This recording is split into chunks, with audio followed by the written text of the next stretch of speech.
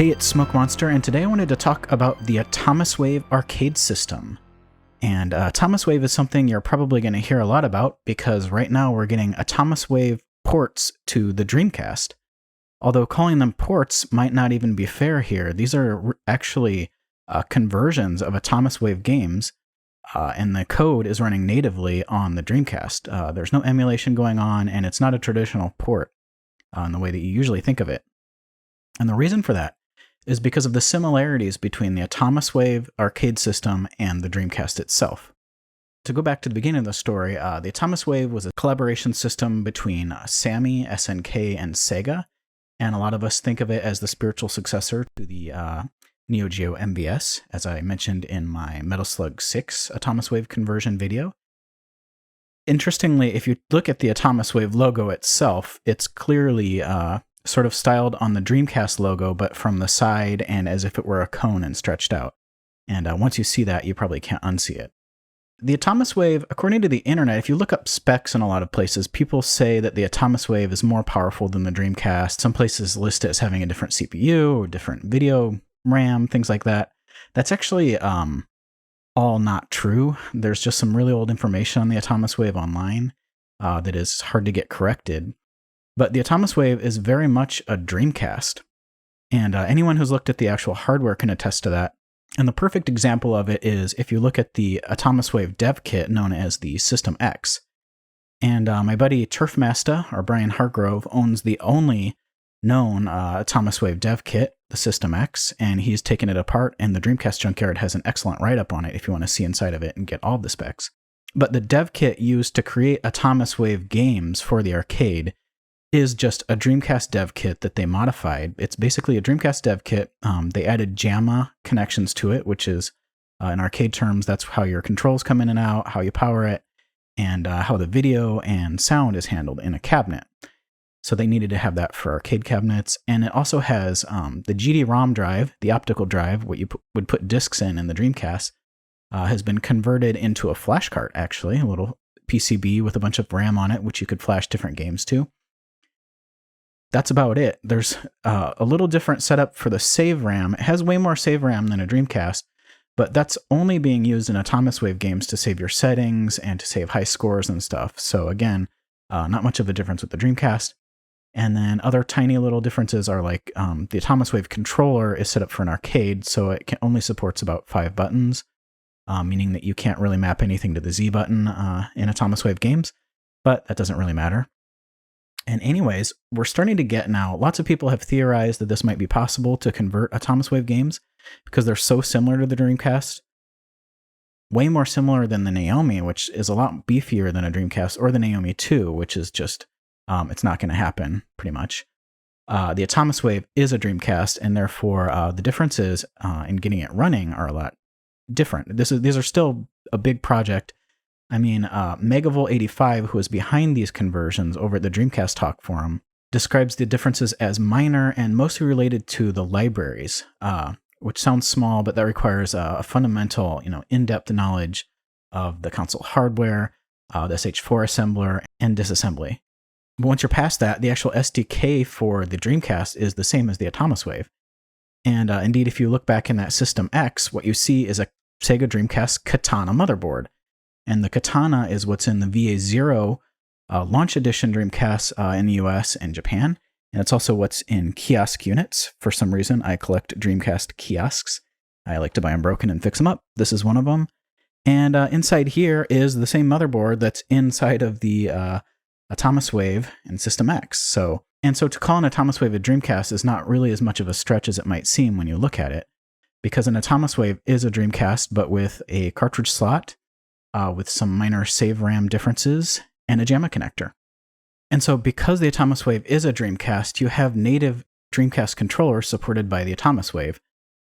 And so it's just a matter of remapping those mostly, which Megavol is doing, and which you can do too. If you don't like the way the buttons are mapped, you can hex edit one of the files in there and set up however you like.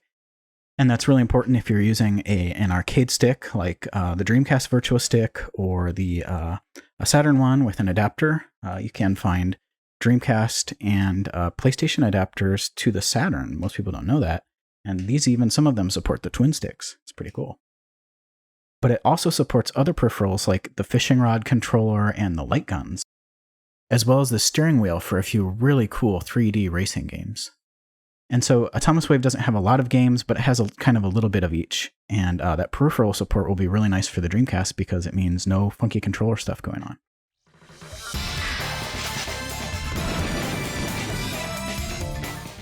And the first game that Megavolt85 ported was Metal Slug 6, which I covered in my previous video. And in the last 48 hours, he's ported 3 more. He did King of Fighters 11, Samurai Showdown 6, and Neogeo Battle Colosseum.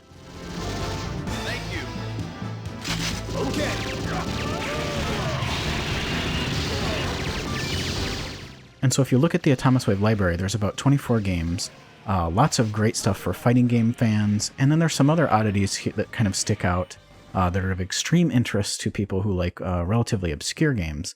And the one I'm most interested in is Dolphin Blue, which is a sort of Metal Slug style game involving dolphins and things.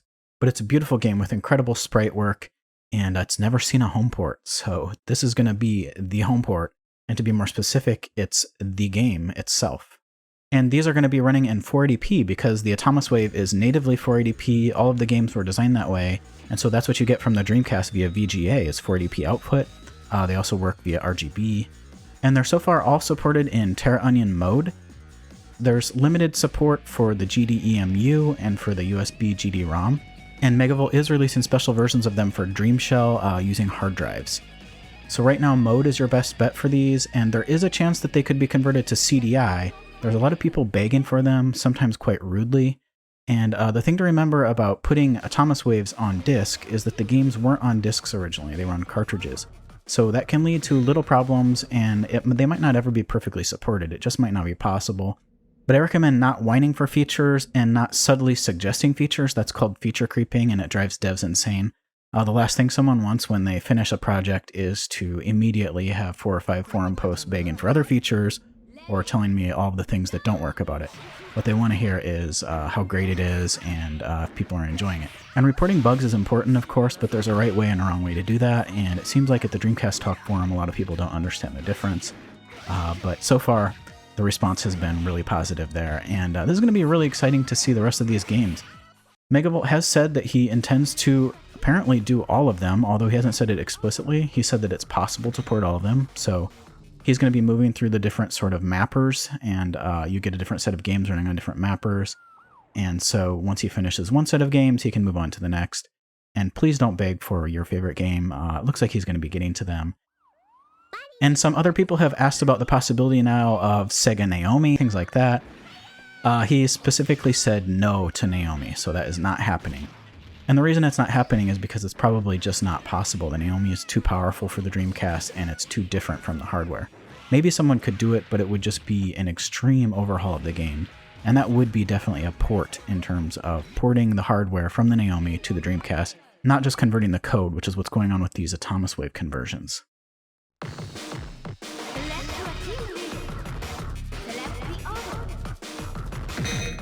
So the footage you're looking at right now is King of Fighters 11. Remo Williams sent this to me, and it's an incredible game that had some sort of iffy home ports through the years, but this is going to be the definitive version of every single one of these games, including King of Fighters 11, which has a huge fan base, and people have been very excited about this.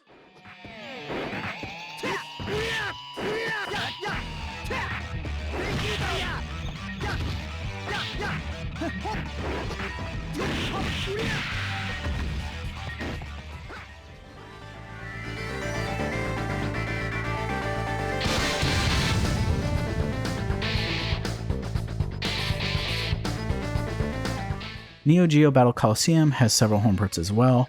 They're actually quite a bit better than the King of Fighters. I played it on the PS2, but again, this is going to be the definitive version because it's the real arcade game in your home.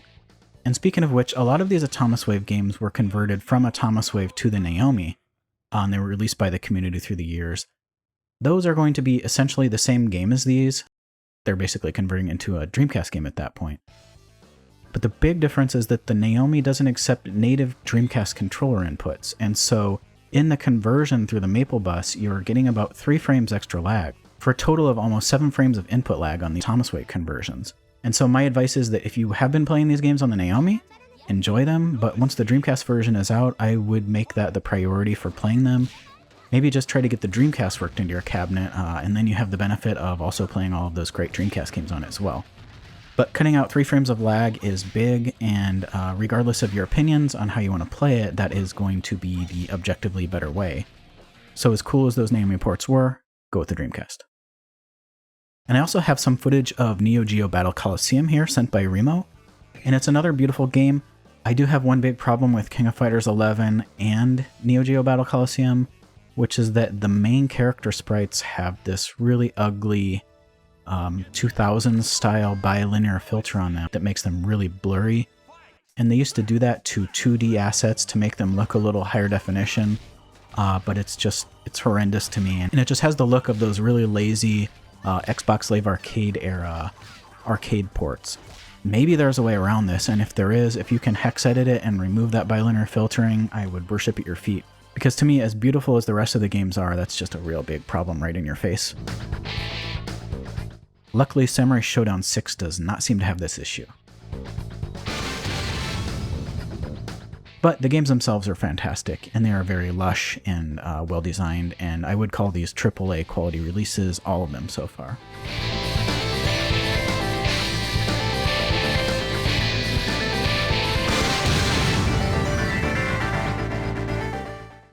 And that about wraps it up. So there's my look at the Atomiswave and just why we're getting these Dreamcast ports and how important they are, and how you're getting a nice little expansion of the Dreamcast's excellent library with a handful of AAA arcade games. And so please consider leaving a friendly comment for Megaville85 over at the Dreamcast Talk forums if you can.